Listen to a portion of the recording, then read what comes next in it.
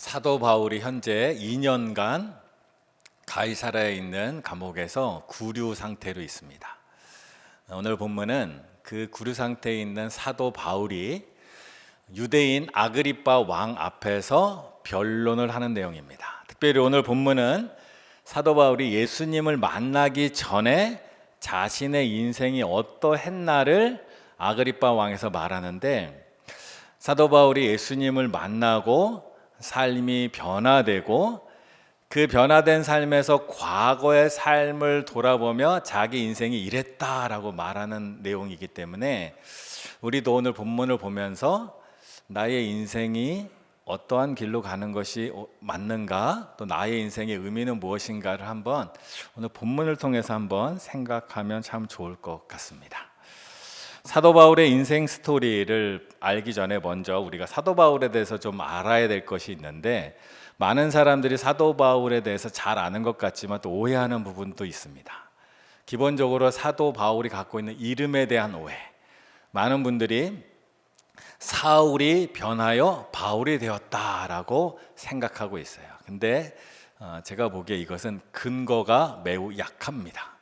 사울이라는 이름은 어떤 뜻이 있냐 하면 하나님께서 구하여 얻은 자라는 뜻입니다. 그리고 사울이라는 단어는 히브리어입니다.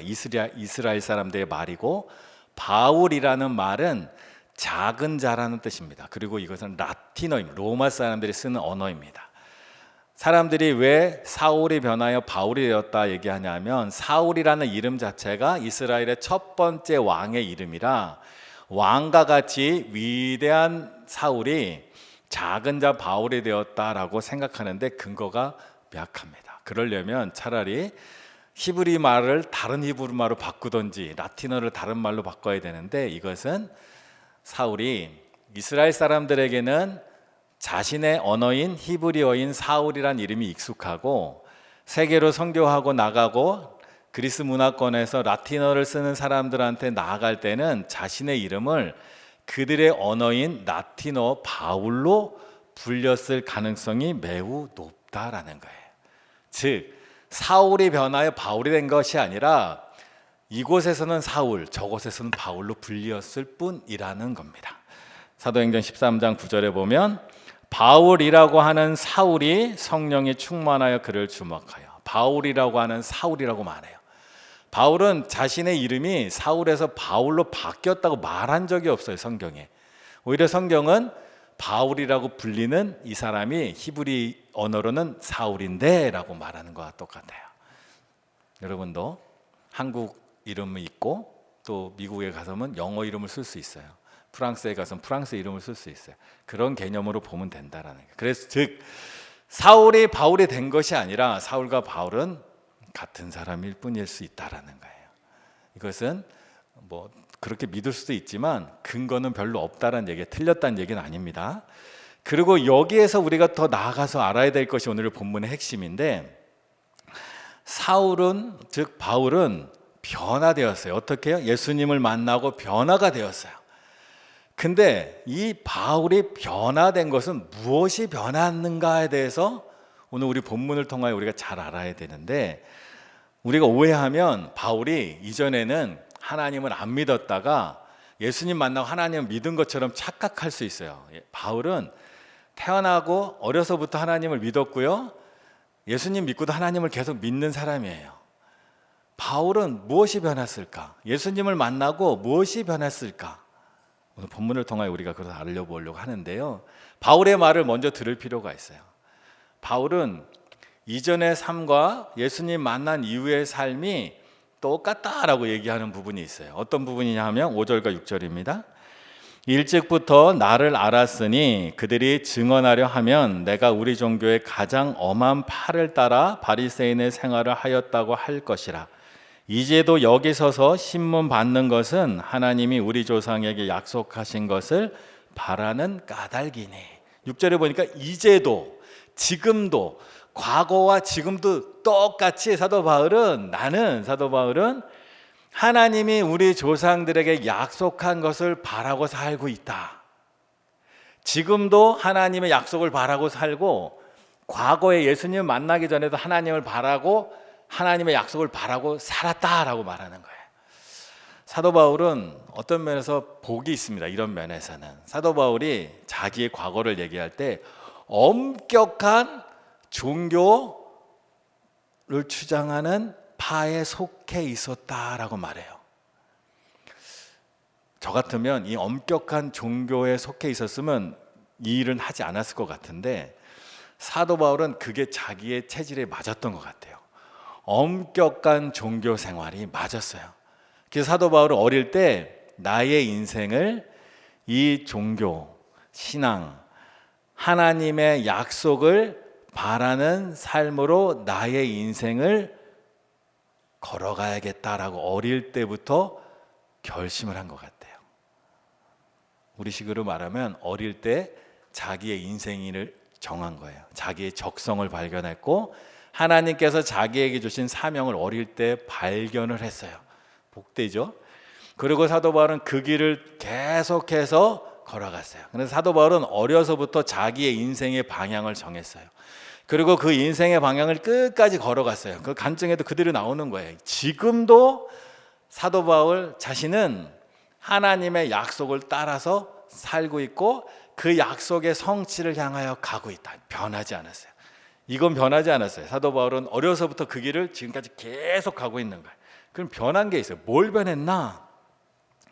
사도 바울이 변한 건 뭐냐면 예수님을 만나고 변한 건 쉽게 말하면 아주 한마디로 말하면 살아가는 방법이 바뀐 거예요.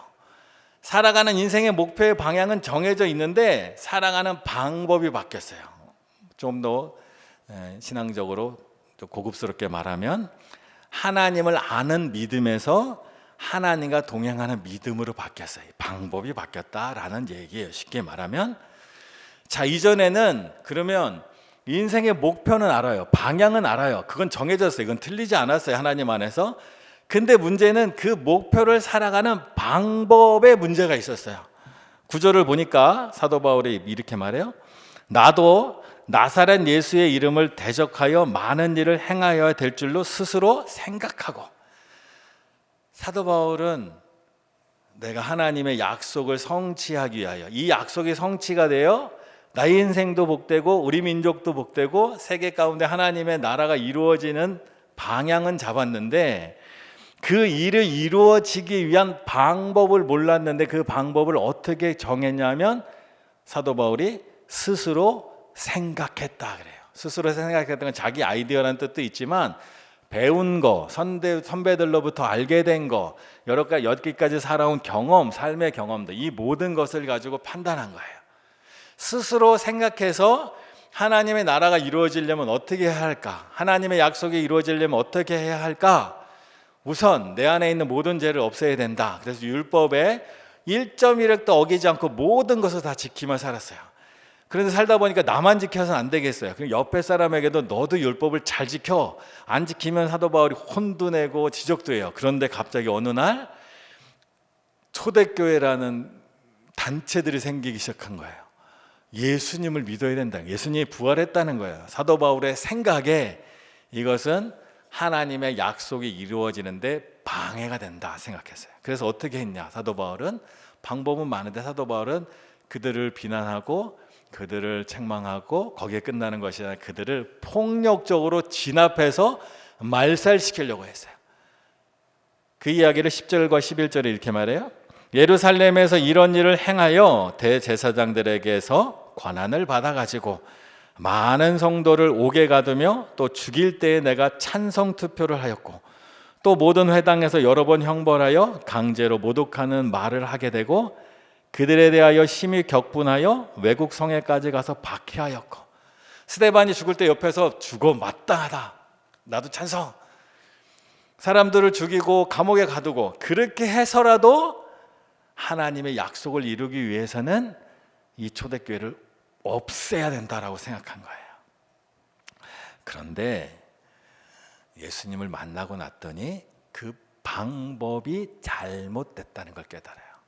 여러분, 우리가 하나님 믿는 것은 하나님의 방법을 따라 사는 거예요. 여러분, 이 다음에 천국 가고 싶으신 분은 말고 천국 가기 싫으신 분 한번 손 들어보세요. 세상 사람도 하나님 안 믿어도 천국 가기 싫은 사람은 세상에 없어요. 천국 가기 싫은 사람 천국이 뭔지 몰라서 그래요. 천국 가고 싶은 삶의 목적은 다 똑같아요. 방향은. 근데 방법이 문제예요. 옛날 우리 주일학교 때 불렀던 찬양, 돈으로도 못 가요. 돈이라는 방법으로 천국을 갈 수 없어요. 마음이 착해도 못 가요. 마음이 착한 방법으로는 천국을 갈 수 없어요. 오직 예수님을 믿는 그 방법 외에는 갈 수가 없는 거예요. 사도 바울은 예수님을 만나고 그 방법을 알게 됐어요. 근데 사도 바울은 천국 가는 방법뿐만 아니라 사도 바울의 인생의 목표가 뭐예요? 하나님의 약속이 이루어지는 거예요. 그 약속이 이루어져야 돼. 죽어서 천국 가는 거 그거는 관심사가 아니에요. 사도 바울에게 지금 현재 자기 자신에게는. 중요한 것은 이제 내가 어려서부터 꿈꾸고 살았던 하나님의 약속이 이루어지는 그 삶의 방법을 예수님께 배운 거예요. 사실은 사도 바울은 이제까지 인생이 다 실패했어요. 방법은 옳았는데 다 실패했어요. 사도 바울이 초대교회를 박해해서 없애려고 했잖아요. 근데 없어졌어요? 안 없어졌어요. 한 사람도 다시 돌이키지 못했어요.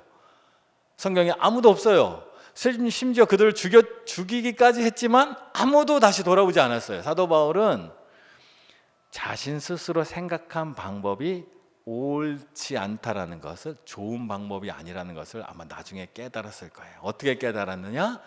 예수님을 만나고 예수님의 살아가는 방법을 보고 깨달았어요.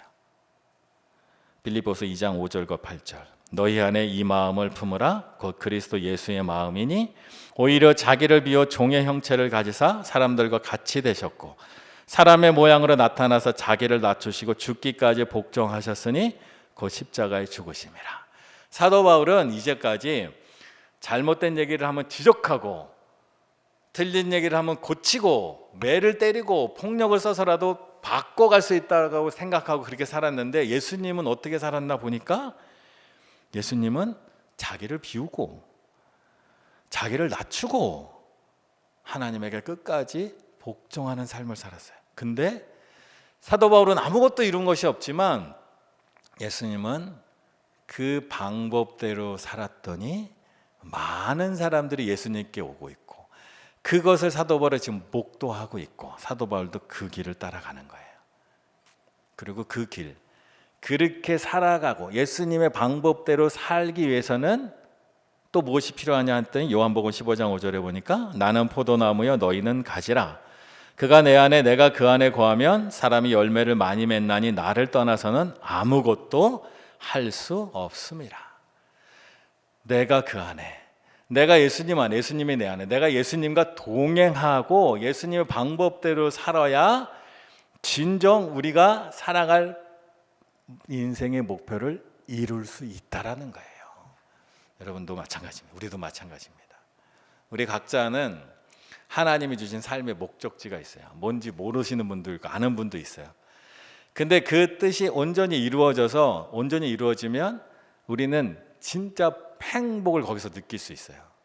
근데 그 행복은 하나님의 방식대로 그것이 이루어져야 돼요. 내 방식대로 이루어지면 겉으로 보기엔 성공한 것 같으나 우리 속마음은 성공의 마음이 없어요. 제가 예전에 TV 보다가 어떤 인터뷰를 봤는데 인터뷰가 뭐였냐, 전직 조폭 두목의 인터뷰였어요.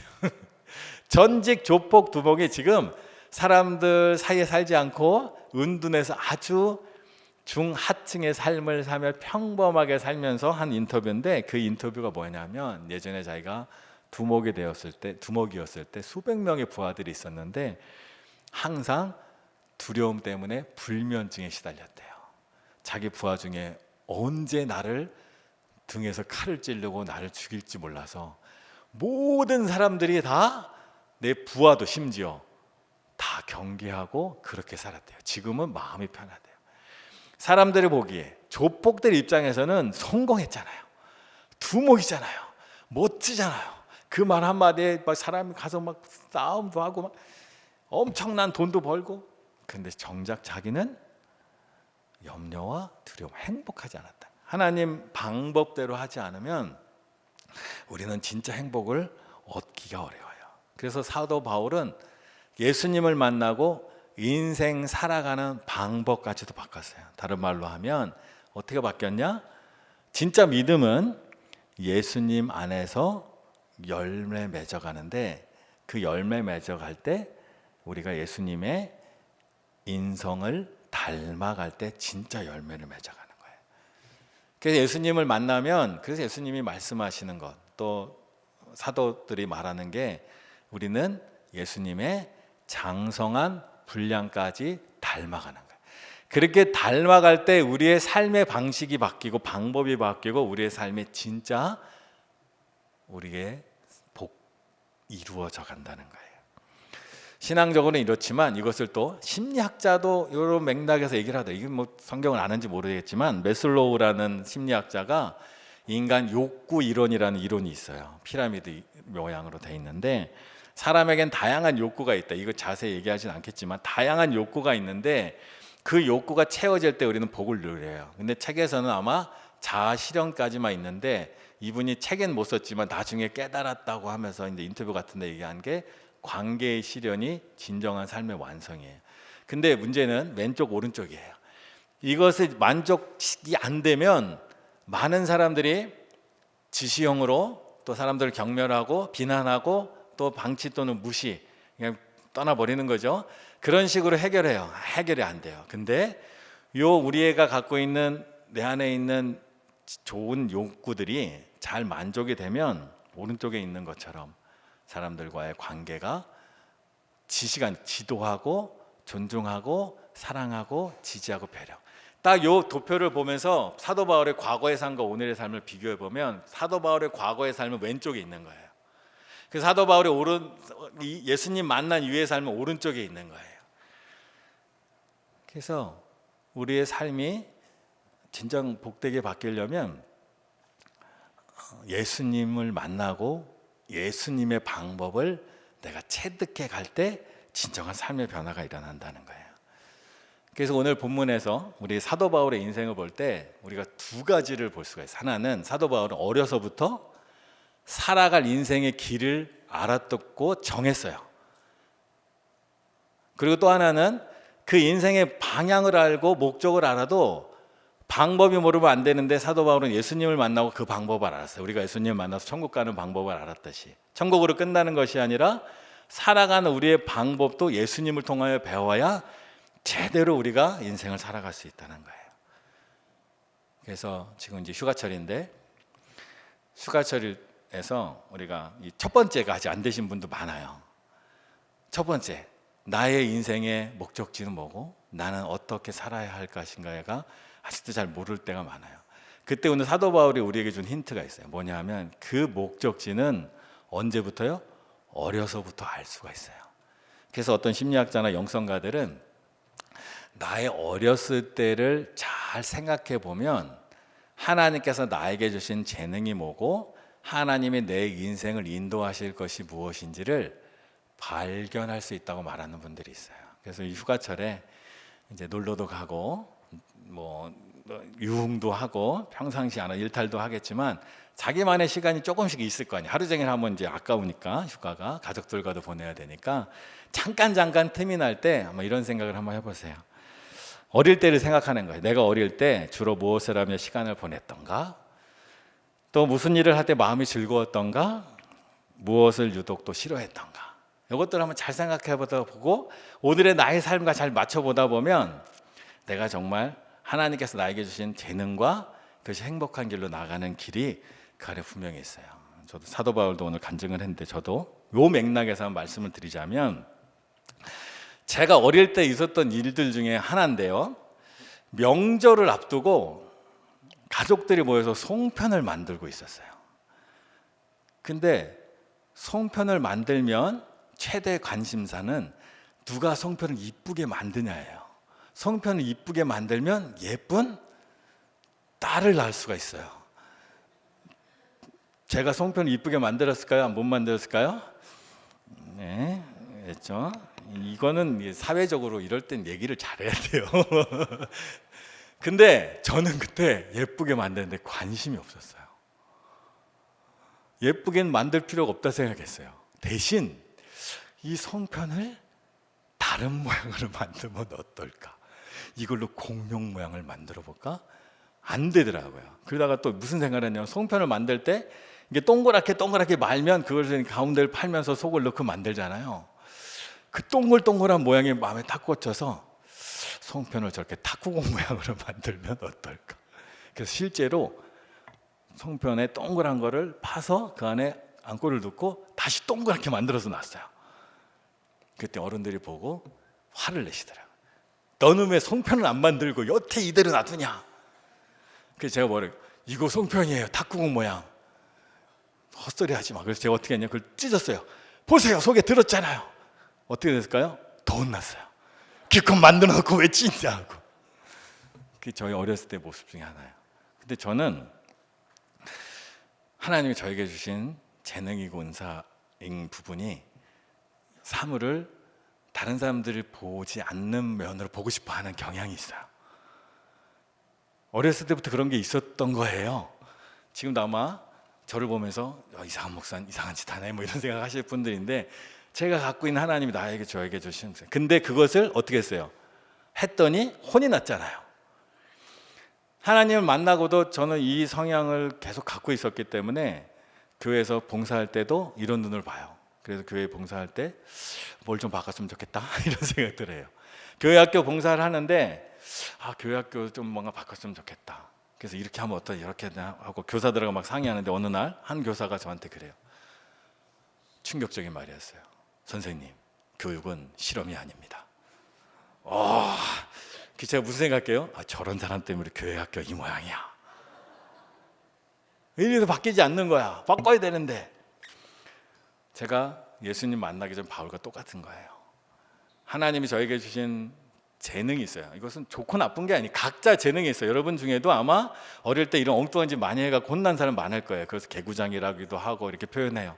또 다른 모습들이 있어요. 근데 그것이 하나님 우리 각자에게 준 거예요. 그것을, 근데 문제는 사용할 방법을 모르는 거예요. 그래서 어릴 때는 그대로 했다가 어른들한테 혼나고, 청년 때는 그렇게 했는데 저항을 받고, 그랬더니 어떻게 해요? 포기하거나 비난하거나 에이 그래 마음대로 해 그러고 말거나, 이런 게 예수님 만나기 전이라는 거예요. 근데 예수님 알게 되고 예수님을 가까이 하고 예수님을 따라가다 보면 점점 예수님을 닮아가요. 제가 어떻게 됐는지는 알 수가 없지만 지난 교회에서 사임을 할 때 제가 섬기던 부서에 어떤 한 성도님이 그 얘기를 하시더라고요. 목사님 이제 떠나시면 그 교회도 많이 바뀌겠네요 그러더라고요. 제가 예? 왜요? 목사님이 우리 부서에 오셔서 많이 바뀌었어요 그러더라고요. 제가요? 저도 모르는 사이에 저의 기본적인 성향을 하나님이 사용하셔서 뭔가를 조금씩 바꾸나 봐요. 그러니까 몇 년이 지나고 났더니 뭔가 바뀌어 있는 거예요. 그분이 그걸 또 감지했어요. 저도 모르는데. 저는 그냥 이랬으면 좋겠다, 이랬으면 좋겠다. 그렇다고 제가 무슨 행사를 크게 하고 뭐 이렇게 하는 스타일은 아니에요. 그냥 기본적인 어떤 것을 바꾸고, 그 바꿨을 때 같이 있는 분들이 더 어떤 하나님의 일을 하는데 더 편하고, 또 그 마음들이 잘 모아지고 이런 데 관심을 가지니까. 그런 점에서 보면 하나님은 저를 그렇게 사용하신 것 같아요. 그런 점에서 보면 저는 우리 덕포교회를 하나님이 맞는 것 같다라는 생각도 들어요. 앞으로 이제 우리 교회뿐만 아니라 한국 교회는 변화들이 필요해요. 세상이 변하니까. 또 변하기도 하고, 또 세상과 함께 복음이 맞춰가려면 그 중에 한 변화의 축 중에 하나가, 이제 많은 학자들도 얘기하는데, 그동안 우리 한국 교회는 부흥기 때 한국 교회의 운영이 고비용 저효율적 사역들을 많이 했어요. 고비용 저효율, 건물을 크게 짓거나 큰 행사를 하고, 그리고 거기에 대비한 어떤 결과는 별로 신경을 안 써도 돼요. 왜냐하면 여전히 부흥이 되고 있고 여전히 많은 헌금들이 들어오기 때문에 고비용 저효율도 충분히 나쁜 사유가 아니에요. 그리고 고비용 저효율이 반드시 나쁘다는 뜻은 아니에요. 때로는 하나님 앞에서는 거룩한 낭비를 해야 돼요. 예수님에게 향유를, 값비싼 향유를 부은 것처럼 그런데 앞으로 이제 한국 교회의 방향 중에 하나는 고비용 저효율의 사역보다는 앞으로는 저비용 고효율로 가는 것이 맞지 않나라는 생각들이 좀 많아요. 여기에는 새로운 아이디어들과 새로운 창조적인 생각들이 필요해요. 이전에 안 했던 것들을 해야 돼요. 근데 우리 교회가 재정적으로 부족해요. 그래서 우리는 고비용 저효율을 할 수가 없어요. 다행이에요. 제 입장에서 왜냐하면 우리 교회 성도들의 열심으로 봤을 때 분명히 우리 교회가 뭔가 새로운 걸 하려고 그러면 다른 교회 뭐 하는 거 우리도 합시다 하고 막 했을 거예요. 열심히 있으니까 우리 교회 성도들이. 근데 예산이 부족하니까 하고 싶어도 못해. 그러면 비용은 일단 저비용이에요. 근데 저비용이 없고 재정이 부족하니까 하지 않아. 그러면 저비용 저효율의 교회가 되는 거예요. 근데 하고 싶은 게 있어요. 방향은 있어요. 근데 예산이 없어. 그럼 어떻게 해요? 효율을 높여야 돼요. 그러려면 새로운 아이디어들도 필요하고 새로운 생각들도 필요하고 새로운 모양들도 필요해요. 그래서 저비용 고효율로 가려면 창조적이고 이전에 없던 것들을 해봐야 되고 또 남들이 안 하는 것들도 해봐야 이게 만들어져 가는 거예요. 거기에는 제가 좀 하나님이 주신 어렸을 때 그런 길들이 있는 것 같아요. 그렇다고 제가 답을 낼 수 있다는 얘기는 아니에요. 여기 안에서 우리가 만들어가는 거예요. 여러분들도 이번 휴가 때든 앞으로든 내가 정말 어릴 때 나의 모습들 한번 잘 생각해 보세요. 거기를 찾기가 제일 쉬워서 그러는 거예요.